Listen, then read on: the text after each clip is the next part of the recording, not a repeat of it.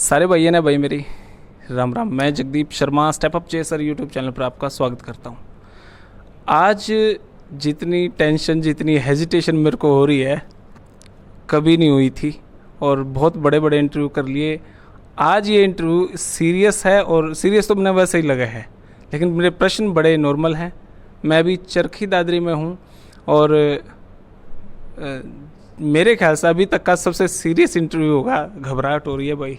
और हमारे साथ हैं चरखी दादरी के डिप्टी कमिश्नर डीसी साहब शिव प्रसाद शर्मा जी। सर जी नमस्कार। नमस्कार नमस्कार। सर कैसे हैं? ऑल वेल, सब बढ़िया हैं, अच्छे हैं। सर थोड़ा सा मैं हेजिटेट फील कर रहा हूँ। नहीं नॉर्मल, कोई ऐसा नहीं है। सर आपकी जो लाइफ है, बहुत सारे पत्रकारों ने बड़े अजीब अजीब से प्रश्न किए होंगे। मैं सिंपल सा ये जानना चाहता हूँ, आपका जो ये ओहदा है, आपका जो जीवन है, क्या एक डीसी नॉर्मल लाइफ जीते हैं? नॉर्मल का मतलब हम घर से चलते हैं, बच्चों को मार्केट ले गए, बच्चों को पार्क्स में ले गए, बच्चों के साथ कहीं चले गए, घर का सामान ले आए। क्या आप इस तरीके से लाइफ जी पा रहे हैं सर? देखिए, नॉर्मली क्या है कि मैं विभिन्न पदों पे रह चुका हूँ। जी सर। एसडीएम भी रहे, सिटी मजिस्ट्रेट और स्टेट ऑफिसर और एडमिनिस्ट्रेटर हुडा, जी स्पेशल सेक्रेटरी फाइनेंस, कितने ही पद हैं मैं जिन पर रहा हूँ जी सर। और काम करने का मुझे मौका मिला है। लेकिन जो डीसी का पद है ये नो डाउट और पदों से बिल्कुल भिन्न है, इन द सेंस कि यहाँ जो काम करने का आपको अवसर मिलता है जी वो बिल्कुल ही अलग है।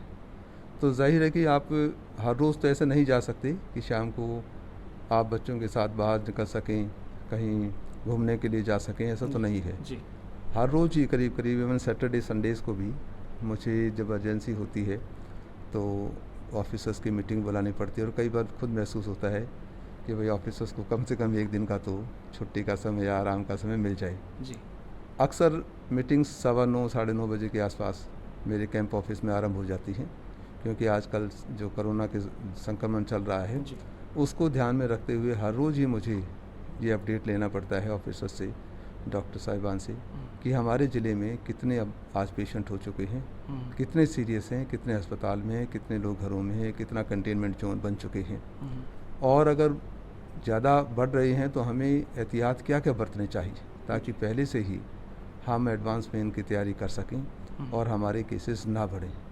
चाहे वो आईसी एक्टिविटीज़ हो, चाहे आयुष विभाग के द्वारा जो दवाई दी जाती हैं एडवांस में इम्यूनिटी बढ़ाने के लिए वो दी जानी है।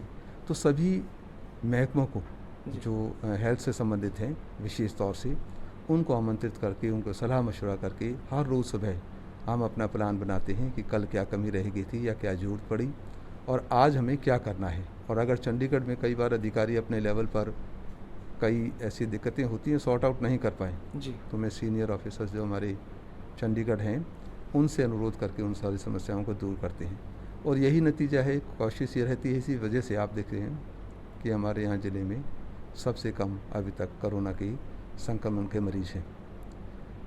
तो ये जैसे आप कह रहे थे कि आम आदमी की तरह तो पॉसिबल नहीं है कि 9:30 बजे वहाँ जाना, 10:30 बजे के आसपास मैं वहाँ से रेजिडेंस एक बार चल पड़ता हूँ तुरंत, क्योंकि 11 बजे से लेकर 12 बजे तक का समय होता है आम आदमी से मिलने के लिए। तो 11:30 बजे वहाँ से मीटिंगें ख़त्म करते ही, क्योंकि वहाँ भी थोड़ा टाइम चाहिए अधिकारियों की बात सुनने के लिए, क्या दिक्कत मेरे अधिकारियों को आ रही है, तो 9:30 से 10:30 बजे तक हो करके और तुरंत मैं वहाँ से अपने रेजिडेंसी यहाँ के लिए रवाना हो जाता हूँ। आधा घंटा फिर है मेरे पास केवल अधिकारियों के लिए ही कि उनकी कोई अर्जेंट फाइल है, कहीं ड्यूटी में स्टेट लगाना है, कहीं और दिक्कत आ रही है, कहीं रिपोर्ट्स भेजनी है, तो आधा घंटा हुआ 11 बजे तुरंत। कोई बीसी अगर नहीं है तो 11 बजे के बाद आम पब्लिक के लिए मैं अपना टाइम रखता हूँ। तो 11 से 12 बजे तक तो नॉर्मली आम पब्लिक के लिए टाइम होता है, सभी हमारे ऑफिसर में गवर्नमेंट के डायरेक्शन है। लेकिन ये समय चलता है 2 बजे तक, 2:30 बजे तक, 3 बजे तक भी। 3 बजे तक भी यहाँ मुझे ऑफिस में बैठे रहना पड़ता है। अगर कोई बीसी आ गई है बाद में 3 बजे के बाद तो हो सकता है 3:30 भी बज जाएँ, 4 बज जाएँ। तो पूरा काम करने के उपरांत यहाँ से लोगों से मिलने के बाद उनके एप्लीकेशन की जो भी काम है, चाहे वो राशन कार्ड से संबंधित हो, चाहे वो डिस्ट्रिक्ट राशन कार्ड से संबंधित हो, चाहे वो पेंशन से संबंधित हो, चाहे वो हैंडीकैप सर्टिफिकेट से संबंधित हो, चाहे वो ज़मीन जायदाद से संबंधित हो, कहीं फसल से संबंधित दिक्कत हो सकती है। किसी भी प्रकार का जो बात उनकी दिक्कतें हैं वो जाहिर है यहाँ पर पहुँचते हैं लोग, और उनकी एप्लीकेशंस लेकर के जो नया मैंने यहाँ शुरू किया, जो मैं समझता हूँ कि शायद किसी और पद पर कोई अधिकारी नहीं कर पाता है, वो यही है कि चाहे एसडीएम के रूप में हूँ या एडीसी के रूप में हूँ, वहाँ हमारा कार्य भी बहुत सीमित होता है। कई महकमों से जो संबंधित कार्य है जी।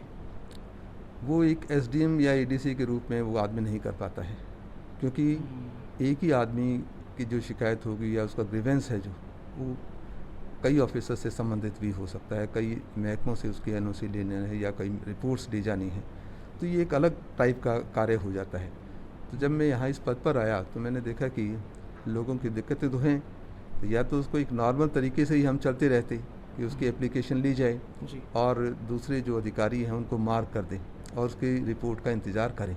जी। मैंने इसको पूरा परिवर्तित कर दिया, बदल दिया कि जैसे ही लोग आते हैं उनके एप्लीकेशन में ले लेते हैं। यहाँ मेरे पास जो हमारा जो असिस्टेंट्स हैं 2 वो मौजूद रहते हैं, उनका टेलीफोन नंबर उस पर अंकित करना, और जैसी एप्लीकेशन आई जी। उसको सुन करके तुरंत व्हाट्सएप पर जो कंसर्न अधिकारी है उसको भेज देना, और 7-8 दिन तक हम उनको कहते हैं कि भाई आप इस पर कार्य करिए, इसकी सच्चाई को देखिए, जो इसका दुख दर्द है उसको दूर करने के लिए कानूनन तौर से हम क्या मदद कर सकते हैं वो देखिएगा। और फिर हम जो एप्लीकेंट है, जो शिकायत करता है, जिसको दिक्कत है, उस आदमी को 8 या 9वें दिन बाद वर्किंग डे पर फ़ोन से बुलाते हैं। वैसे नहीं कहते कि बार बार मैं ऑफिस आने की ज़रूरत नहीं है, परेशानी होती है, हमें पता है इस बात का कि दिक्कत है, बस में आएगा, हो सकता है अधिकारी मिले ना मिले, फिर दोबारा आना हो उसका, बड़ी परेशानी। इन कुछ चीज़ों को ध्यान में रखते हुए, और अधिकारियों को भी समय चाहिए कुछ ना कुछ कार्य करने के लिए जी। ऐसा नहीं है कि सारा रिकॉर्ड वो 24 घंटे अपने पास रखें, जी। तो उनको भी मैं 7-8 दिन का समय दे करके, जी। और उनको भी ये बताते हैं कि अब आपके महकमे से संबंधित जो भी लोगों की ग्रीवेंसेस हैं जी। उनको सॉर्ट आउट करेंगे फला तारीख को, तारीख दे देते हैं, आपको कहीं नहीं जाना है, कोई दिक्कत है तो हमें बताएं, मीटिंग कहीं और है तो फिर बताएं, ताकि हम उसको उसी अनुसार बदल लें तारीख को। जी। तो जिस तारीख को हम अधिकारियों को यहाँ बुलाते हैं, उसी दिन जितने भी हमारे लोग हैं जिन्होंने आवेदन किया है किसी चीज़ के लिए, जी। जी। वो भी यहाँ लाजमी रूप से आ जाते हैं। एक बार तो 40-40 आदमी भी यहाँ आए हैं, और सभी, क्योंकि अधिकारी को पहले से ही पता है, वो ये नहीं कह सकता है जी सर मैं अगली 12 तारीख को ही बताऊंगा, मुझे अभी पता नहीं है, रिकॉर्ड नहीं पता है, क्योंकि हमने व्हाट्सएप के माध्यम से पहले ही उसको एप्लीकेशन भेज दी। चाहे हमारी ऑफिस से वो एप्लीकेशन 2 दिन बाद जाए, लेकिन ही इज़ एक्टिव, वो उसी दिन एक्टिव हो जाता है। तो हमने देखा कि अधिकारी भी उसी दिन उस आदमी की बात को सुनता है, हमें सच्चाई बताता है कि सर ये चीज़ है, वो आदमी भी बता पाता है, कुछ उसमें छुपाने की बात उसके पास नहीं होती है, अधिकारी के पास भी नहीं, और जो एप्लीकेंट है, प्रार्थी है, शिकायत करता है, उसके पास भी नहीं है। तो उसी समय चाहे वो 2 महकमों से संबंधित बात हो या 3 से हो, सभी अधिकारी जब यहाँ बैठे हैं तो उसका समाधान हो जाता है, उसकी प्रोसीडिंग लिखते हैं बाकायदा, ताकि उस हमारे अधिकारी के पास ये बात पहुँच जाए और उसका काम उस समय हो जाए, ये सुनिश्चित करते हैं। तो मैंने देखा ये बहुत ज़्यादा इफ़ेक्टिव हुआ है नॉर्मल कार्य से जो हम करते थे कि भाई आप आ जाएं, एप्लीकेशन दें यहाँ, और उसके बाद दूसरे अधिकारी के पास भी एप्लीकेशन जाती, हो सकता है डाक में उस अधिकारी को एप्लीकेशन ना मिले, मिलती है तो वो हो सकता है अपने असिस्टेंट को वो मार्क करेंगे जी। और मुझे हो सकता है 15 दिन बाद वो एप्लीकेशन दोबारा, 20 दिन बाद ध्यान ही ना रहे, अधिकारी नॉर्मल है, किसी को भी ध्यान नहीं रहेगी, तो उसको दोबारा टेकअप करना भी उसके लिए बड़ा कठिन होगा। तो इन सब चीज़ों को ध्यान करते हुए सभी लोगों को यहाँ से आवाज़ मेरा जो पीएन है लगाता है, आदमी वहाँ पहुँचता है, आता है, कहता है, बड़ा अच्छा लगता है कि भाई मुझे टेलीफोन करके यहाँ बुलाए भी और मेरे समाधान के लिए अधिकारी भी हैं, और समाधान उसका हो भी गया। नहीं भी होता है हम उसे तुरंत बता देते हैं कि अब आपको आने की ज़रूरत नहीं है, ये कानूनन ठीक नहीं है, ये काम बिल्कुल नहीं कर पाएंगे हम।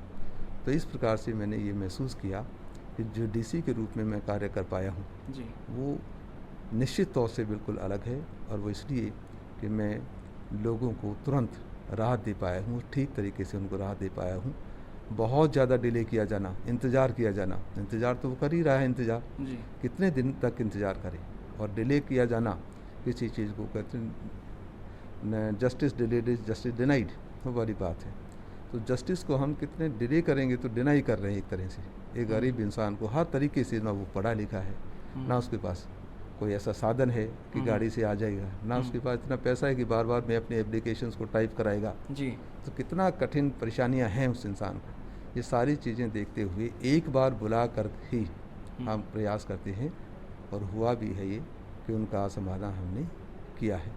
कई बार तो मैंने विशेष रुचि ली है कई कामों में, जब मुझे पता चला कि इस आदमी को ये दिक्कत है, तो यहाँ अधिकारियों को बुला करके उसके सामने ही और खुद मॉनिटर किया है कुछ केसेस को कि ये कार्य हो जाना चाहिए, या ये देखने का प्रयास किया है कि कितने दिन में इस आदमी का काम होता है। और ऐसे ही अगर बहुत सारे लोग होंगे, सैकड़ों आदमी होंगे, तो उन लोगों का काम कितनी देरी बाद होता है। या फाइलें जब मैं पूछता हूँ, एक मकान का वो कहने लगे सर मेरा मुआवजा जो है, मकान का मुआवजा मुझे दिया जाना है, और ये मुआवजा बरसात में मकान गिर गया है, तो ये मुआवजा मुझे प्राप्त मिलना चाहिए। I just called the concern assistant also, उनके अधिकारियों को बुला के पूछा कि इस प्रकार के पहले कितने केस हैं। 3-4 केस उठा के लाए वो मेरे पास। कहने लगे सर ये केसेस हैं। कब हुए थे ये पूछा, उन तो 2016-17 के केसेस थे। अभिप्राय कहने का ये है कि अधिकारी और उसके बाद हमारे जो असिस्टेंट है, सुप्रिटेंडेंट हैं, कितने ही दिनों तक उन केसेस को रखे भी रखते हैं, या चंडीगढ़ पहुंचाते तो वहाँ से बहुत लेट अगर हमारे पास कोई ऐसी सूचना मिलती है तो उसको तुरंत राहत देने में दिक्कत आती है। यहाँ पर भी हमारे अपने ऑफिस में भी अगर अलग अलग महकमों से रिपोर्ट लेंगे, कभी पटवारी के पास जाएगा कागज़, कभी वो वीडियो के पास हमारे पास वहाँ जाएगा, कोई उसके गाँव को देख करके आएगा मकान की कितना क्या है ऐसा, और क्या वास्तव में गिरा है नहीं है, फोटोग्राफ लेगा। प्रक्रिया बहुत लंबी हो जाती है, और इतनी बड़ी प्रक्रिया में जो उसको राहत मिलनी चाहिए वो राहत ना मिलने के कारण इंसान ज़्यादा परेशान होता है। और मैं समझता हूँ कि धीरे धीरे उसका प्रशासन पर से भी जो विश्वास है ख़त्म हो जाता है कि अधिकारी किस लिए बैठे हैं, इतना लंबा प्रोसेस क्या है कि जानबूझकर देरी की जा रही है, क्या बात है। और परेशान जो होता है, तो इन चीज़ों को सोचते हुए समझते हुए मैंने यही प्रयास किया है कि मॉनिटरिंग तो अच्छी हो ही, और आदमी को राहत तुरंत मिल पाए, उसका जो दुख दर्द है, या तो उसको बिल्कुल क्लियर हो कि ये प्रावधान है ही नहीं कि हम कि कोई मुआवजा दे पाएँ उसको, जी। और अगर प्रावधान है तो उसको तुरंत मिल जाए। तो हम अपना प्रोसेस पूरा करके अधिकारियों को कई बार मैंने गांव भी भेजा है कि आप अपना जाएं, और अब मैंने प्रयास किया है, उनको सबको कहा है कि आप कुछ केसेस को जो आप मुझे रिपोर्ट करेंगे, गांव में खुद जा कर के केसेस को उनका पूरी तहकीकात करके और पूरा स्टेटस बना करके सॉर्ट आउट करेंगे कि जी मैंने यहाँ ऑफिस में बैठ के नहीं किया, मैं इस केस को सॉर्ट आउट करने के लिए खुद गांव में एप्लीकेंट से, प्रार्थी से मिला हूँ। तो इस प्रकार के परिवर्तन जो मैं समझता हूँ कि और किसी पद पर नहीं हो पाते, वो डीसी के रूप में मैं कर पाया हूँ। और जहाँ तक बात है कि जैसे कह रहे थे आम नागरिक की तरह तो समय नहीं मिल पाएगा, चाहें तो का मैं भी चाहूँगा कि भाई थोड़ा बहुत मुझे भी टाइम मिले, घूमने के लिए बच्चों के साथ जाएं, लेकिन क्योंकि ये पद का भी जो समय होता है बड़ा सीमित होता है और काम तो ज़्यादा करना ही पड़ेगा, तो ये सोच के कि इस पद की गरिमा भी तभी है जब हम न्याय कर पाएँ, जब हम उन लोगों को जो हमसे उम्मीद करे बैठे हैं उन लोगों को हम समय पर न्याय दे पाएँ। तो चाहे ये तो मलाल जरूर रहता है कि आम आदमी की तरह इन समय में जीवन ना व्यतीत कर पाएँ, लेकिन अवश्य हम लोगों को समय पर राहत देते हुए खुशी में अच्छा लगता है, महसूस होता है कि हम इसको सार्थक कर पाए हैं इस बात को। सर मैं बाहर रहता हूँ लोगों के बीच में, सारा दिन एसपी, डीसी, डीएसपी, लोगों के दिमाग में जो नेचर है एसपी, डीसी सबको लेके थोड़ा सा स्ट्रिक्ट, थोड़ा सा रूड। हमें ये लगता है डीसी साहब आगे थोड़ा सा स्ट्रिक्ट हो जाएंगे, एसपी साहब आगे थोड़ा सा स्ट्रिक्ट हो जाएंगे। आप कभी किसी ऐसे मामले को लेके भावुक भी हो जाते हैं कि भाई हाँ, हमें लगे कि भाई हाँ बीच में सर के दिल भी होता है, ऐसा कुछ सीन रहता है सर? कभी हुआ ऐसा? नहीं, देखिए इतना लंबा एक्सपीरियंस आपका जो है। ये तो हर, देखिए इंसान तो हर अलग है, उसका नेचर अलग होगा, का वर्किंग अलग हुई, समझ अलग होती है हर इंसान। कोई ऐसा नहीं है, देखने में तो आप देखेंगे हर आदमी की 2 आँखें हैं, सिर है, कान है, 2 हाथ हैं, लेकिन सोचने का, समझने का नज़रिया हर इंसान का अलग है। इंसानियत के प्रति कैसे हम उसको व्यवहार करते हैं, कैसे हम दूसरे इंसान को भावनाओं को समझ पाते हैं। मुझे कई बार ध्यान आते हैं कि अधिकारियों को भी मैं कई बार कहता हूँ कि भाई जब आपको लगे कि काम करना है या कैसे करूँ क्या करूँ, आप अपने आप को दूसरे इंसान की जगह खड़े होकर देखिएगा कि कैसे महसूस करते हैं आप। क्या आप चाहेंगे कि 20 बार 25 बार चक्कर लगाया जाए, आया जाए आपके पास? आप जाना चाहेंगे किसी के पास? तो जाहिर है कि जब आप अपने आप को दूसरे आदमी की जगह खड़े करके देखेंगे होंगे, जी तब आपको महसूस होगा कि इस आदमी को दर्द कितना है, और तभी उसके बाद आप रिस्पॉन्ड कर पाएंगे। अगर आप दर्द को समझ ही नहीं पाए हैं तो जाहिर है कि आप रिस्पॉन्ड भी नहीं करेंगे इस बात जी को। आप सबसे बड़ा पद है हरियाणा इंडिया में सबसे बड़ा यूपीएससी का एग्ज़ाम होता है, आईएएस सेलेक्ट होता है, तब ये कुर्सी मिलती है। जीवन में क्या बदलाव आ जाता है? देखिए, ये जो पद है जी इसमें ठीक है, सुविधाएं तो होंगी, लेकिन जो मैं समझता हूँ वो है आपके पास एक ऐसी शक्ति का होना, ऐसे पावर का होना, जी जिससे आप किसी भी इंसान के जीवन को परिवर्तित कर सकते हैं, जो कि केवल आपके पास ही है और किसी के पास ऐसा नहीं है। कोई आदमी कितने भी बाज़ार में, आप कितने भी बड़े बड़े शोरूम के मालिक हो सकते हैं, फैक्ट्रियों के मालिक हो सकते, कोई व्यापारी कर सकते हैं, ऐसा बड़ा व्यापार कर सकते हैं, but they do not have any power to interfere and change the life of other people. कोई नहीं कर सकता है। कोई यहाँ से कोई ऐसे विशेष ऑर्डर कोई आदमी करना चाहे केवल इस आधार पे कि बहुत बड़ा फैक्ट्री का मालिक है, क्या कर सकता है? नहीं कर पाएगा वो। तो आपके पास यहाँ ऐसी विशेष पावर्स रहती हैं एज ए डीसी, जिनका इस्तेमाल करते हुए आप किसी भी इंसान के जीवन को अच्छा बना सकते हैं, कष्ट को दूर करना। जीवन में बदलाव क्या है आपके? हमारे जीवन जी। में, हाँ, जीवन में क्या बदलाव आना है? जीवन में बदलाव तो यही होता है कि आप अगर समझते हैं कि भाई इस पद पर आ गई हैं जी और जितने लोगों का भला कर सकते हैं, जितने लोगों के कष्ट दूर कर सकते हैं, वो एक अच्छा वो लगता है कि हाँ, आपने अपने पद को सार्थक किया है। ये एक परिवर्तन हम देखते हैं कि भाई मैं अपनी कुर्सी से और इस पद से न्याय कर पाया हूँ और लोगों का काम कर पाया हूँ। ये अपने आप में एक संतुष्टि रहती है। ये एक परिवर्तन जरूर रहता है कि आप लोगों के काम कर पाए, उनके जो भी दुख दर्द थे उनको दूर कर पाए, टाइमली आप उनको दे पाए। जो लोगों की उम्मीद आपसे थी उन पर आप खरा उतरे हैं। अगर कोई आदमी हमारे पीछे पीछे ही घूमता रहे, कभी यहाँ आ गया, कभी कैंप ऑफिस में आ गया, अगले दिन आ गया, 5वें दिन फिर आ गया है, काम उसका होना, तो फिर खुद भी आत्मग्लानि होने लगती है। मुझे तो कम से कम ऐसा लगता है। इसलिए मैं तो भूख प्यास छोड़कर भी अपने कई बार यहाँ लंच भी साथ लेकर आता हूँ। कुछ ऐसा वो भी नहीं कर पाता हूँ। लंच भी आपने देखा हमारे घर में जी यहीं कई बार 4 बज जाते हैं, रखा रह जाता है, या थोड़ा सा समय मिलेगा बाद में करेंगे। वो इसीलिए है, ऐसा इसीलिए होता है कि भाई ये पद हम इन लोगों के लिए अगर हैं तो मुझे सार्थक तभी है जब ये लोग ये समझें कि मेरा जो उम्मीद से मैं इस कुर्सी के प्रति आया हूँ जी। वो पूरा हम कर पाए हैं। पर्सनल लाइफ मेरे ख्याल से खत्म नहीं हो जाती है, सारा पर्सनल लाइफ जीवन समाज के प्रति समर्पित हो जाता है। पर्सनल लाइफ के लिए समय कम मिल पाता है, इसमें कोई शक नहीं। पर्सनल लाइफ के लिए लंच की आपने बात की, मेरे दिमाग में प्रश्न आया, जब हम घर में बैठते हैं पापा मम्मी या समाज में जो गांव में बैठता हूँ, तो ये सोचता हूँ जो डीसी है पता नहीं कैसे खाते होंगे, क्या क्या खाते होंगे। हम तो शाम को दलिया खिचड़ी खाएंगे, वो रखा है क्या अभी थैला गाड़ी तो में हम रखा तो यही सोचते हैं भाई डीसी साहब हैं, पिज़्ज़ा ही खाते होंगे, बर्गर ही खाते होंगे, या लग्जरी कुछ फूड आता होगा कुछ, क्योंकि लग्जरी लाइफ है सर। अब या तो दही की लस्सी की बोतल होगी, चने के पानी में उबाल के उसको पानी को साफ करो, वो होगा गाड़ी में भी मेरे ख्याल लेने के लिए। आपको तो पता नहीं अभी लेके आएगा, वो देख सकते हैं आप। या फिर उबले हुए चने या दाल, कुछ इस प्रकार की जो चीज़ें जो थोड़ा सा आपको पौष्टिक भी रखे, साफ़ सुथरा खाना भी हो। मतलब हम घिया की सब्जी खाते हैं, तरी वाली, भिंडी, वो तो कुछ अपने निजी उस पर है, कुछ भी आप अपने पसंद के अनुसार कुछ भी खा सकते हैं, बनवा सकते हैं।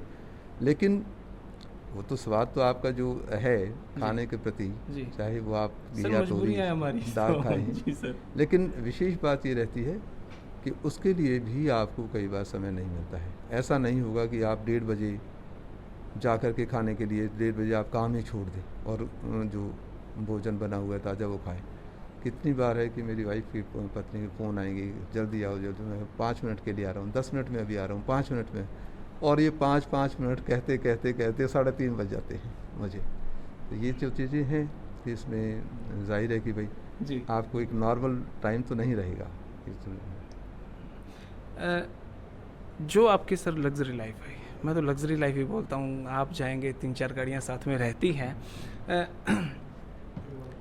इस लाइफ में जनता के बारे में आप इतना सोचते हैं, इतना कुछ करते हैं, सारा दिन आपका खाना भी छूट जाता है, लेकिन वहीं कई बार ये लगता है कि जनता आरोप भी लगाती है, आपके ऊपर आरोप लगे।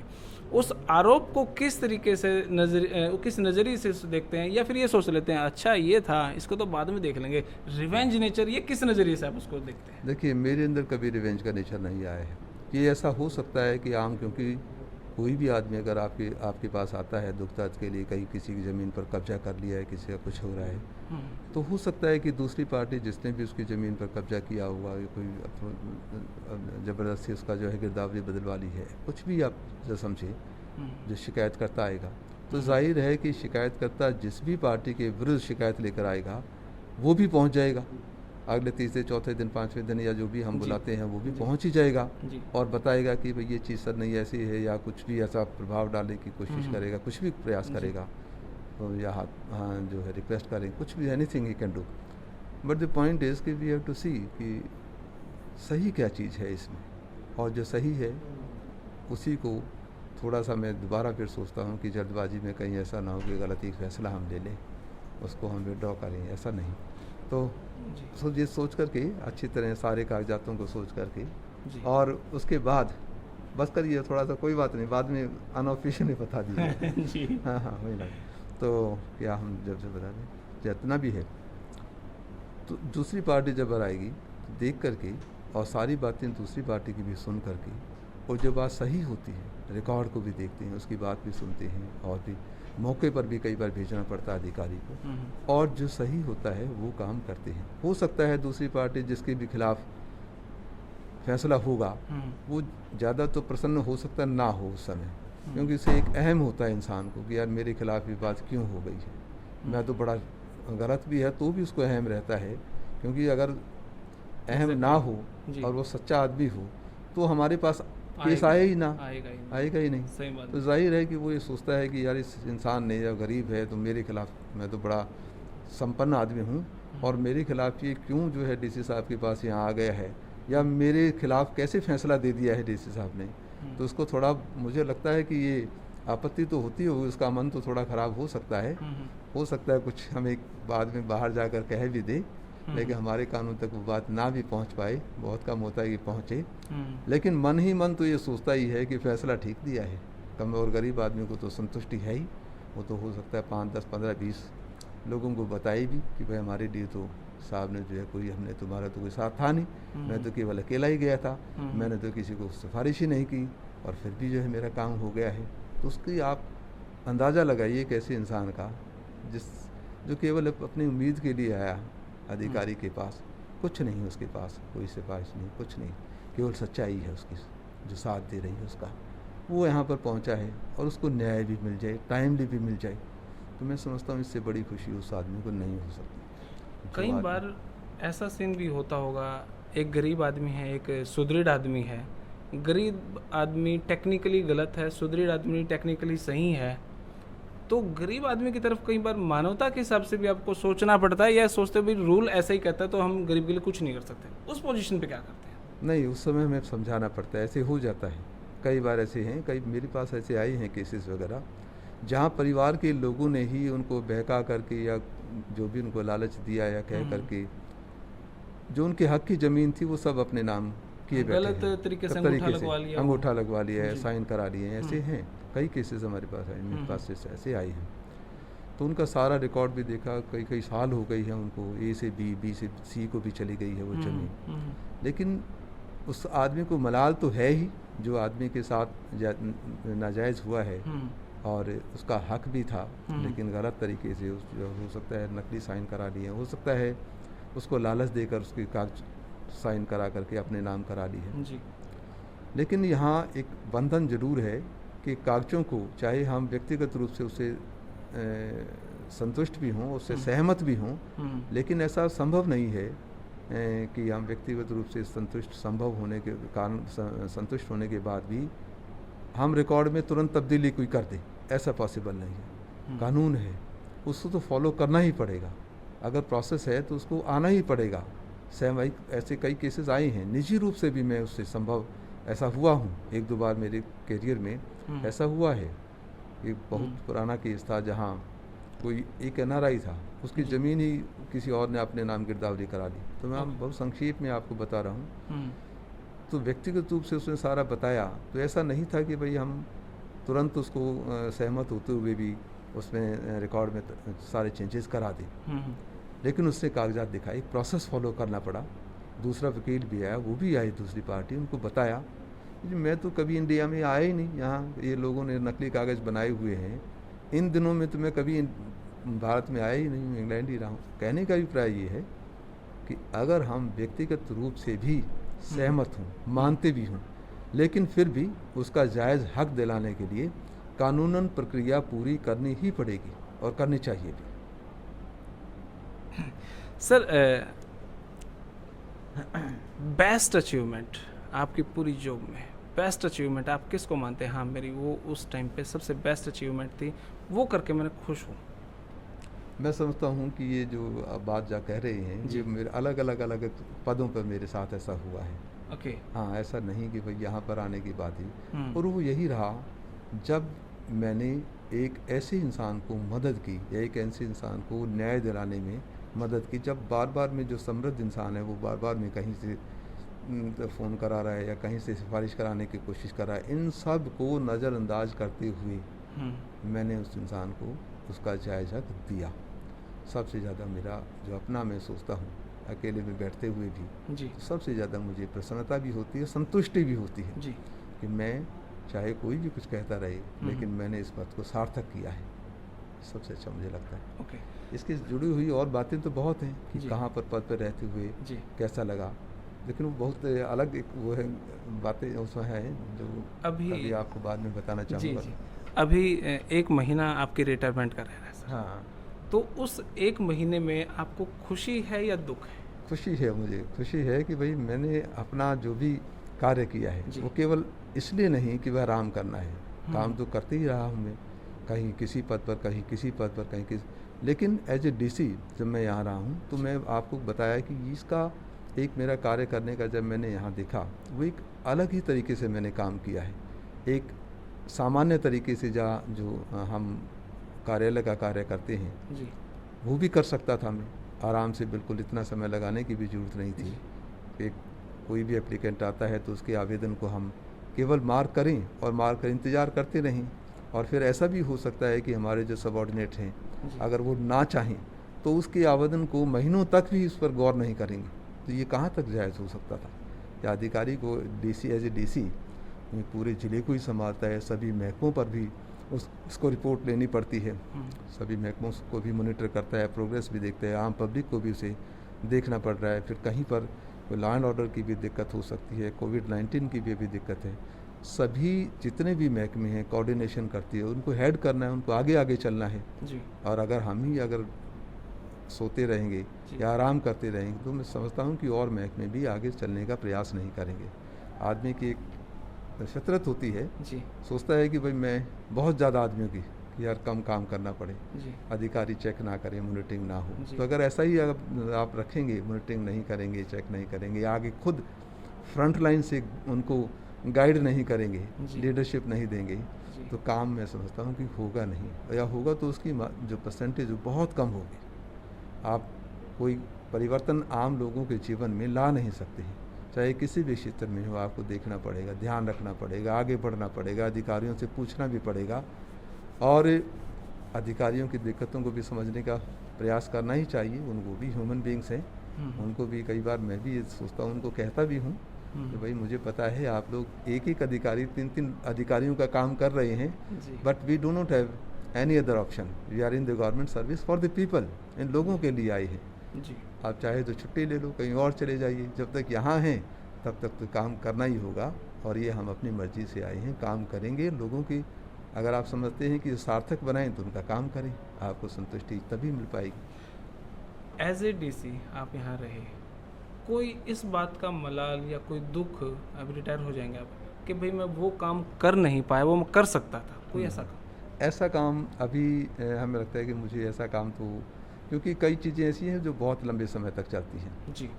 तो ज़्यादा समय तक आप नींव रख सकते हैं किसी चीज़ की, तो हो सकता है कि वो कार्य ऐसा सरकारी कार्य में कभी नहीं होगा कि जो आप 10 दिन में, 20 दिन में, 25 दिन में काम पूरा कर पाएँ। कोई ऐसी स्कीम नहीं होती है। तो ऐसा कोई स्कीम के लिए, जैसे फॉर एग्जांपल यहाँ अपने सेक्टर 8 और 9 2 सेक्टर्स हैं। जी 3 सालों से मुझे ध्यान है कि यहाँ हम लोगों को पोजीशन नहीं दे पा रहे थे। लोग चाहते थे कि हम भी अपने सेक्टर में मकान बनाएं, हमने पैसा भी भर दिया है, सेक्टर में मकान बनाएं अच्छा सुविधा के साथ, जो शहरी सुविधा होती है वहाँ रहें। अब 3 साल से उन्होंने मकान नहीं दिया, तो एक प्रक्रिया मैंने शुरू की, वो एडमिनिस्ट्रेटर साहब से बात किया, उनको बुलाया, यहाँ भी बुलाया 2 बार, मौके पर भी दिखाया। तो जो भी कमियाँ थी उनसे रातों रात पूरी करा करके, पोजीशन लेटर बनवा करके, यहाँ उन लोगों को बुला करके और पूरा कराया। 3 साल से भी तो काम लटक ही रहा था, लेकिन जब मैंने पूरा करा के उनको पोजीशन लेटर लोगों को यहाँ ऑफिस में दिलाए एडमिनिस्ट्रेटर साहब से कि भाई अब आप अपना मकान वहाँ बना सकते हैं, और दूसरे लोग भी ऑनलाइन अप्लाई करके वो काम, अपना मकान का कार्य पूरा कर सकते हैं। तो ये भी प्रक्रिया हो सकती थी कि हम बहुत स्लो रहते, ना करते, उसमें इतनी मॉनिटरिंग ना करते, एडमिनिस्ट्रेटर साहब को यहाँ ना बुलाते, एक चिट्ठियों की जो प्रक्रिया है वो तो चलती ही रहती, जो कि बड़ी लंबी प्रक्रिया हो जाती है। तो यहाँ ऐसा नहीं होगा कि संतुष्टि के ना हो, संतुष्टि तब नहीं होती है जब आप जो काम आपने करना है, आपके द्वारा किया जाना है, और वो कार्य कुछ हो सकते हैं 10 दिन में ही पूरे हो सके, कुछ हो सकते हैं वो 15 दिन में हो, कुछ हो सकते हैं 5 महीने में भी हो। आप आज शुरू करेंगे, हो सके 1 साल में पूरा होगा। अगर आपने उसकी शुरुआत, जो आपसे समय अपेक्षित है, जितना काम आपकी उम्मीद है गवर्नमेंट आपको अलाउ करती है, उसमें आप अगर कर पाते हैं तो संतुष्टि है, चाहे वो काम पूरा ना हो, ये एक अलग बात है। अब हम यहाँ पर चाह रहा था कि भाई जो एडमिनिस्ट्रेटिव ब्लॉक है उसका भी हम यहाँ शुरुआत हम कुछ कर पाएँ, लेकिन कोविड-19 की वजह से हाँ, माननीय मुख्यमंत्री जी को हम यहाँ आमंत्रित नहीं कर पाए हैं जी। तो इस वजह से काम भी नहीं कर पा रहे हैं कि हम इस पर फाउंडेशन स्टोन वगैरह कुछ लगा पाएंगे। तो आप लॉ एंड ऑर्डर के हिसाब से काम करते हैं पूरा, लेकिन कई बार इस पद के ऊपर मंत्रियों का दबाव जरूर होता है, उसको कैसे हैंडल करते हैं? मंत्रियों का दबाव हो सकता है, रिक्वेस्ट आती हैं, और भी आएंगे, मैं डिनाई नहीं कर रहा हूँ, लेकिन इसका सबसे अच्छा जो तरीका है वो है सही रहने का, कि जब हम अपना ये मैसेज दे दें कि जो भी काम हम कर रहे हैं वो जायज़ है, तो ठीक है, तो हम समझते हैं कि किसी भी प्रेशर को हम सबसाइड कर सकते हैं। ऐसा नहीं है। अब क्या होगा कि आप कानून भी ठीक नहीं है, और अपने आप में, और फिर जो आदमी सही है उसका भी आप मन दुखी कर रहे हैं, क्योंकि उसको भी न्याय नहीं दे रहे हैं, फिर अपने आप भी खुद भी जो है दुखी होंगे, तो इस कितनी परेशानियाँ एक साथ इतनी हो जाती हैं। तो अच्छा तरीका बस यही है, मैं तो यही चाहूँगा जो हम अपने भी करते हैं, कि जो कानूनन सही है वही हम प्रक्रिया अपनाएं, और हम जो भी फ़ोन अगर आते भी हैं तो उनको स्पष्ट कर देते हैं, ठीक है आपका फ़ोन आया है, गौर कर रहे हैं, और ये ऐसी बात है, उनको स्पष्ट बताया जाना। तो इनसे कोई ऐसा नहीं है कि मंत्री जी भी नाराज़ होंगे, वो भी आफ्टर ऑल ह्यूमन बींग्स हैं, समझ सकते हैं इन बातों को। उनका भी उद्देश्य यही है कि आम आदमी को जिसका भी जो हक मिलता है, न्याय है, उसको मिलना ही चाहिए। तो अगर आपके ऊपर डिपेंड करेगा आप इनको कितना क्लियरली बता सकते हैं। ओके सर, समाज में रेप जो शब्द है बड़ा घिनौना हो चुका है, किस तरीके से उसको ख़त्म किया जा सकता है? आपकी पर्सनल एडवाइस क्या है? भाई हाँ, अब तो 1 महीना मेरे पास है, बाकी आने वाला समय इस तरीके से इसके ऊपर रोकथाम लगाई जा सकती है। इसमें देखिए एक सामाजिक समस्या है, इसके कई कारण हो सकते हैं जी, लेकिन विशेष तौर से मैं चाहूँगा कि इसमें जागरूकता तो होनी ही चाहिए, हमारे समाज में जागरूकता होनी चाहिए, और अगर ऐसे केसेस होते हैं उनको पब्लिकली आना चाहिए। बहुत सारे ऐसे हमारे समाज में केसेस हो जाते हैं जो कि उभर कर नहीं आते हैं, पता नहीं चल पाता है, और ना पता चलने की वजह से इजाफा होता है ऐसे केसेस में। तो उसको लगता है जो भी दोषी आदमी है कि पता तो किसी को चलेगा नहीं। तो क्योंकि हमारा हरियाणा से हैं हम, समाज ये कहता है कि लड़कियां ठीक ढंग से कपड़े पहने सही हैं, लेकिन जो हमारा लॉ है वो ये कहता है कि भाई सबको खाने पीने उड़ने पहनने का अधिकार है। लड़कियों के पहनावे पे आपका क्या कहना है? शॉर्ट्स पहनती हैं, वो अधिकार है उनके पास, लेकिन हमारे समाज में यहाँ का इन्वायरमेंट ऐसा नहीं है। तो लड़का गलत है कि लड़की गलत है? बड़ा देखिए, technical सी बात इसमें ये बात है, जैसे आप कह रहे हैं, वैसे तो सभी को अधिकार है अपने, जैसे भी हम वस्त्र चाहते हैं हम पहन सकते हैं, लेकिन उससे भी एक अलग एक और आप समाज में देखते हैं, एक होता है जो सामाजिक बंधन या सामाजिक कानून, हम्म, वो कहीं लिखित नहीं है लेकिन सर्वमान्य बन जाता है धीरे धीरे। लंबे समय तक हम जी, समझते हैं जी, कि सर्वमान्य हो गया है, सभी मानते हैं उसको। तो अगर हम किसी पर्टिकुलर क्षेत्र में रहते हैं तो जाहिर है कि वहाँ की जो मान्यताएं हैं उनका हमें सम्मान तो करना ही चाहिए। ये नहीं है कि हम कपड़े तो कोई भी पहन सकते हैं, लेकिन आज़ादी के नाम पर गलत है मतलब। अगर हम ये कहते हैं कि हम कुछ भी पहने, कुछ भी करें, ये करें, तो उसको भी अब लगता है कि अगर दूसरे समाज में जाते हैं तो हम कितने ही लोग विदेशों में भी जाते हैं तो वहाँ जाकर वैसा ही लोग खाने पीने का तरीका अपना लेते हैं, रहने सहने का भी वहाँ करते हैं। क्यों नहीं ऐसा होता है कि हम यहाँ अपने जो सामान्य वेशभूषा है वहाँ भी क्यों नहीं बिल्कुल सर, अपनाते हैं? बिल्कुल। ये ज़बरदस्त, ये समझने की बात है सर। आप ये तो बड़ा मज़ा आया सर। ये ड्रग्स को कैसे रोका जा सकता है सर? ड्रग्स के लिए मेरा सभी युवकों से भी और सभी लोगों से मैं यही अपील करूंगा कि इस्तेमाल इसका बिल्कुल ना करें। और उसकी शुरुआत नॉर्मली होती है कॉलेज में या यूनिवर्सिटीज़ में। जो बच्चा उसमें एक ग्रुप में रहता है और एक आधा कोई बच्चा अगर उसमें ऐसा हो जाए जो ड्रग्स का इस्तेमाल करता है, उसको देखकर ही दूसरे बच्चे भी इस्तेमाल करना शुरू कर देते हैं। और कई बार हमने देखा है कि गाँव में भी ऐसा रहता है, ऐसा माहौल रहता है। तो ड्रग्स का इस्तेमाल की जहाँ तक बात है, मैं यही कहना चाहूँगा कि इसमें सावधान रहें। माँ बाप भी इसमें अपने बच्चों को गाइड करें, बड़ा उनका रोल होता है। स्कूल में, कॉलेज में टीचर्स का बहुत ज़्यादा रोल है इसमें बताए रखना, उनको जागरूक रखना, सचेत रखना कि इसका केवल एक ही पहलू नहीं है बल्कि बहुत सारे सामाजिक पहलू हैं।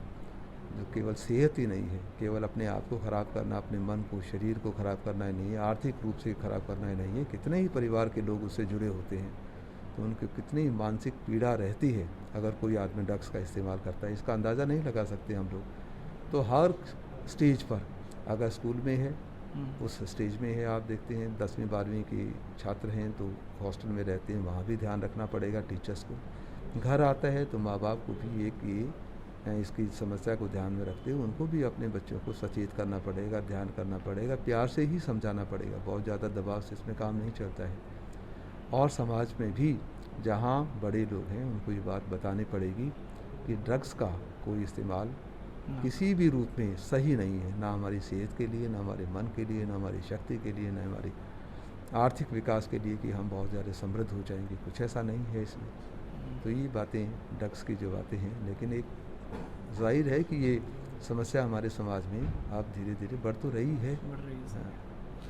अभी यूपीएससी का रिजल्ट आया, अब आईएएस, आईपीएस, आईआरएस, एफआईएस लगेंगे, उनको आप क्या आइडियोलॉजी, क्या सलाह देना चाहेंगे? आपका एक्सपीरियंस एक लाइन में सर। हाँ, हमारा बस उनसे यही कहना चाहेंगे कि देखिए, जो जब वास्तविक इसमें क्षेत्र में आएंगे, फील्ड में आएंगे काम करने के लिए, जी, तो अलग अलग जगह पर अलग अलग पोस्टिंग होती है उनकी, और कानून तो वही रहना है, एक जैसा ही रहना है। तो अपने आप को जो रूल्स हैं, रेगुलेशंस हैं, उनसे तो अपने आप को अवेयर रखें ही, लेकिन उनका प्रयोग कहाँ पर किस प्रकार से किया जाना है वो करें भी, लेकिन उसमें मानवीय आधार जरूर रखें।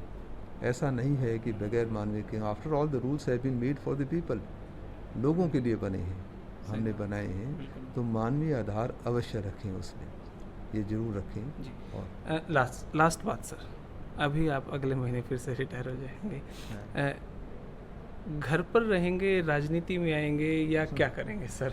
देखिए, तो उसके बाद ही देखेंगे, जैसा भी वो होगा। कुछ प्लान तैयार? तो अभी तो ऐसा कुछ नहीं है कि मैं कुछ हम राजनीति में, ऐसा कुछ मेरा विचार नहीं है, लेकिन मेरा बैकग्राउंड भी ऐसा रहा है।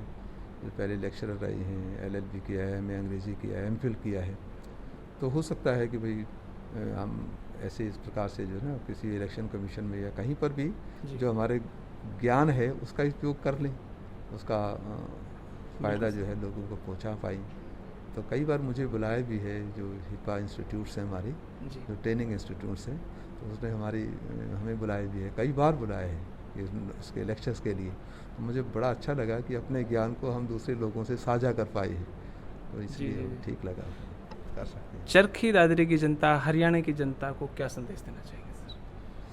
मैं सभी जो चरखी दादरी के निवासी भी हैं या हरियाणा के निवासी हैं, तो मेरा उनसे अनुरोध यही है कि अपना जिस भी कार्य क्षेत्र में वो लगे हुए हैं उसको अच्छे प्रकार से मन लगा के काम करें, और अपने परिवार और पूरे हरियाणा की जो समृद्धि है वो बनाएं भी। और सबसे आगे बढ़कर जो बात है वो है, किसी भी हालात में हमें अपना भाईचारा अवश्य बनाए रखना चाहिए, शांत रहें और मेलजोल बनाए रखें एक दूसरे से। जो हमारा बहुत लंबा ट्रेडिशन रहा है जी। उस ट्रेडिशन को हम बनाए रखें। ट्रेडिशन बहुत सालों में बनते हैं, उसे भंग ना करें, लोगों की बातें सुन के, अफवाहों को सुन के उनको भंग ना करें, प्यार से भाईचारे से बनाकर अपने देश में, परिवारों में रहें। यही मेरा उनसे अनुरोध है। सर, आपका इतना बिजी शेड्यूल में से इतना लंबा समय मेरे को देने के लिए सर आपका बहुत बहुत धन्यवाद। तो भाई ये एक इंटरव्यू एक पर्सनल लाइफ को जानने के लिए, और मेरा सौभाग्य है, पहला इंटरव्यू ऐसा, मेरा सौभाग्य है, बहुत कुछ जानने को मिला, बहुत कुछ सीखने को मिला, और बहुत सारी बातें इसी तरीके से हम करते रहेंगे। सर तो पता नहीं कहेंगे कि नहीं कहेंगे, रिटायरमेंट की पार्टी में मैं तो जरूर आऊँगा सर। मैं पहले से मैं बुक कर लेता हूँ सर। थैंक यू, जरूर। तो ये वीडियो आपको कैसी लगी नीचे कमेंट बॉक्स में अपनी राय जरूर देना। तब तक के लिए धन्यवाद। जय हिंद, भारत माता की।